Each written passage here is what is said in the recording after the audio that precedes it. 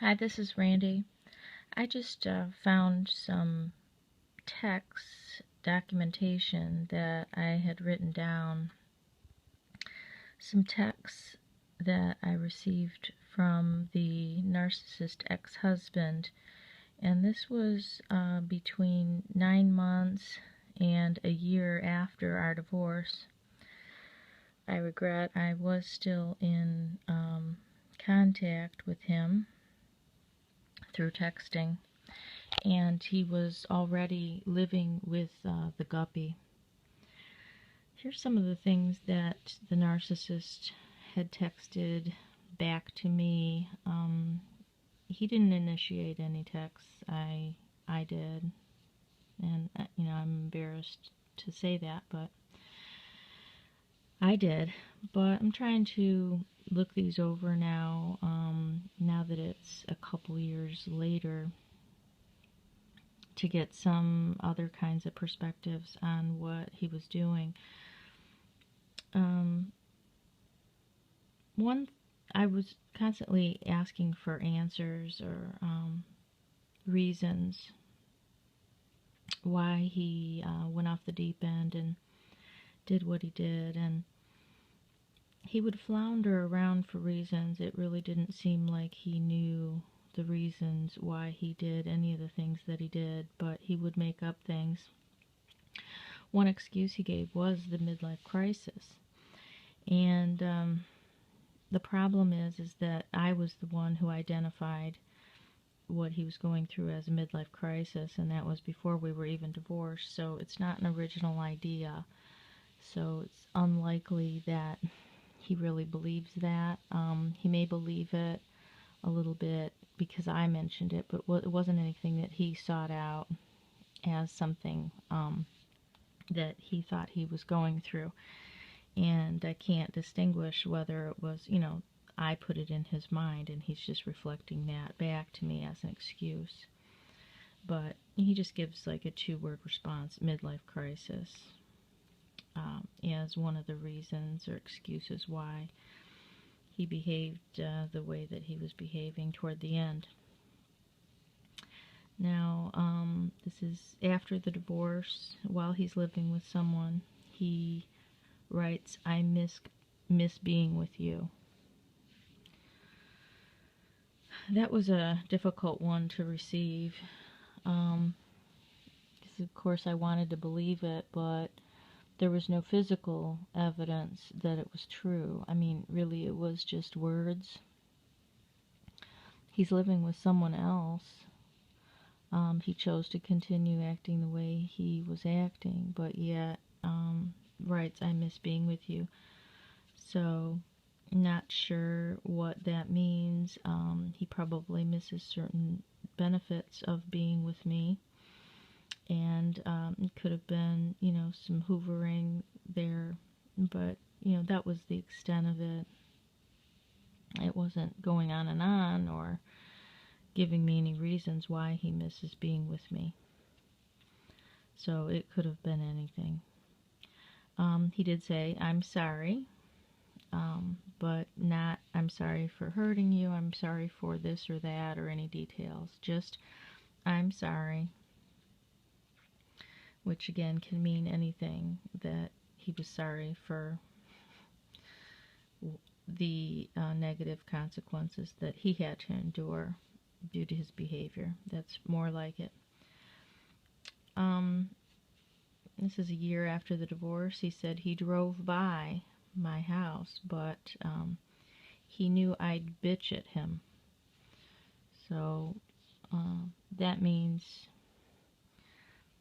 he drove by and didn't stop because he anticipated that I'm still angry and that I would, not treat him as this wonderful king that deserves to be admired. Of course I wouldn't. We're divorced. I divorced him, so but the drive-by thing is also kind of a hoovering. It's kind of a stalking, but I don't really take it as that. I'm not afraid of this narcissist.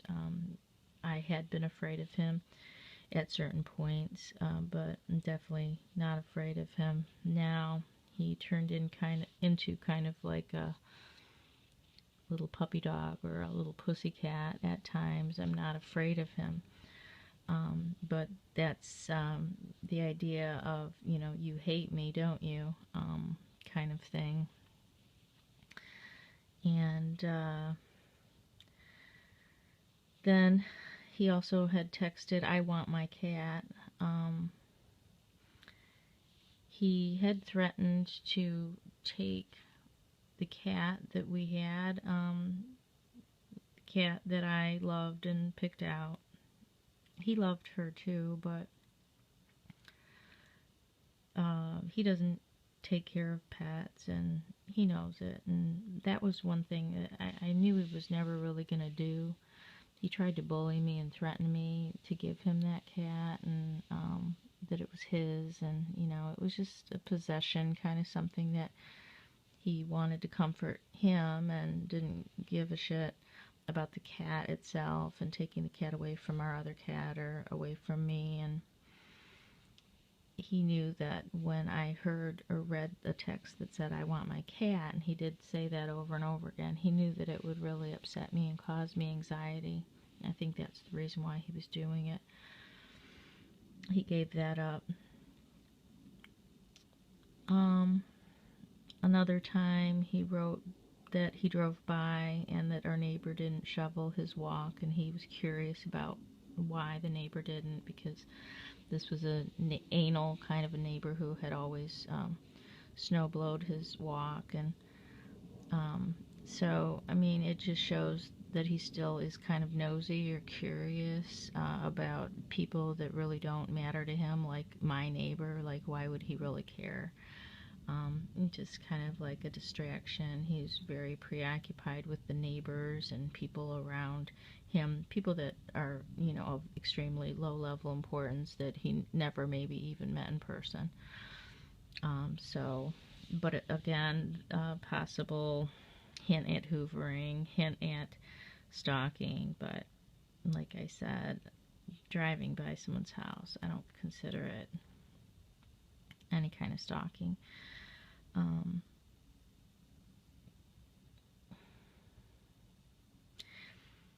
He said that I understand, but you won't forgive me. So that was in response to me probably saying something like, you definitely you don't understand the intensity and the depth of my suffering. You do not understand the extent to which you have caused serious disruption in my life, not only while we were together, but in the future.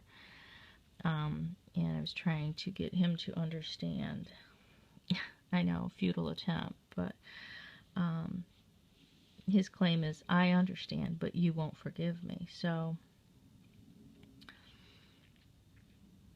perhaps he does understand, but from his perspective, his point is that if there's no possibility of forgiveness and me dropping it, there wouldn't be any sense in us getting back together. And he's right. I mean, I have not really forgiven him. I definitely can't forget it. I have tried to forgive from afar in terms of not letting it really haunt me and not taking it personally, although it's really hard not to. But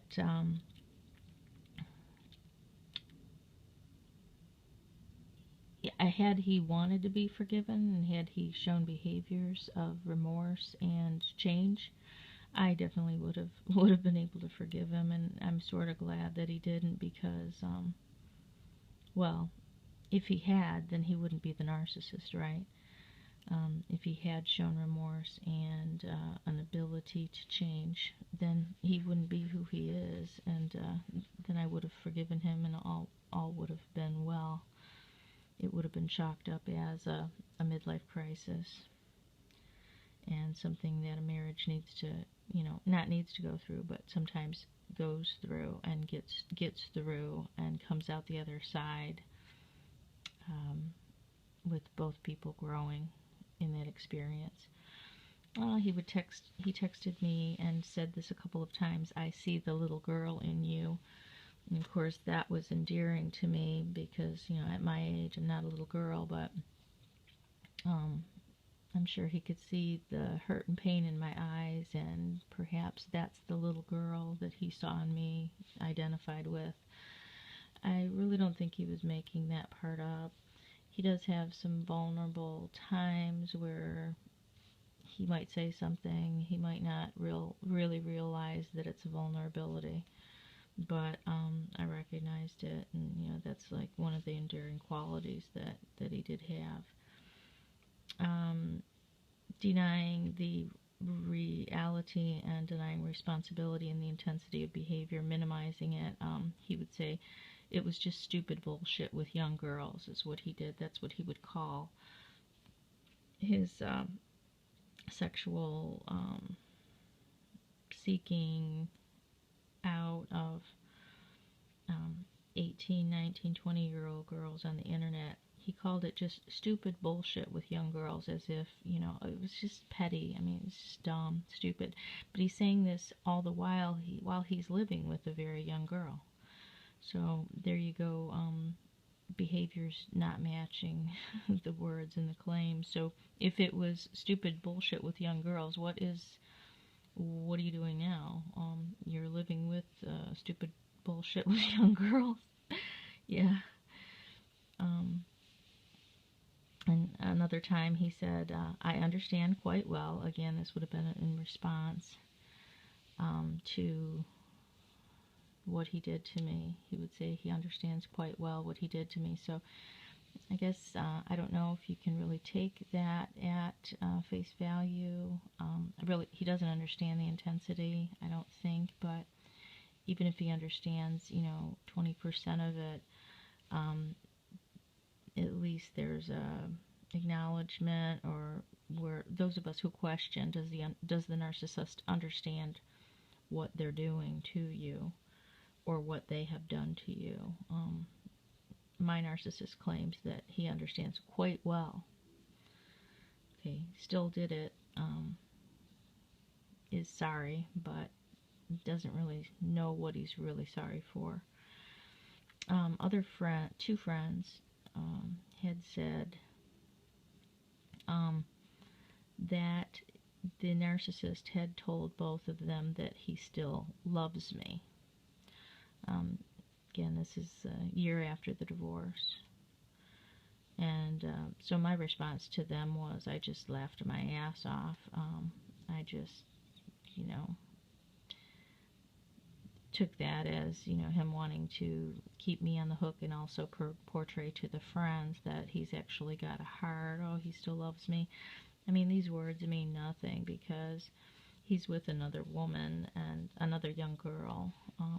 So, whatever. He had texted once, I tried to be nice. I guess I don't know how he was trying to be nice, but apparently it wasn't good enough. That's just one of the distortions the narcissist has about how nice they are, how much they're trying. My uncle had died, and I had texted him that my uncle died, and he said, I'm sorry your uncle died, and, there's really not too much to say about that. He did ask me, are you feeling better at some point, feigning concern, and other times also saying he's sorry. I'm sorry I ruined our relationship. I'm acutely aware of that, and so are you. I'm paying for it now. I truly hope he is paying for it. Thanks for listening.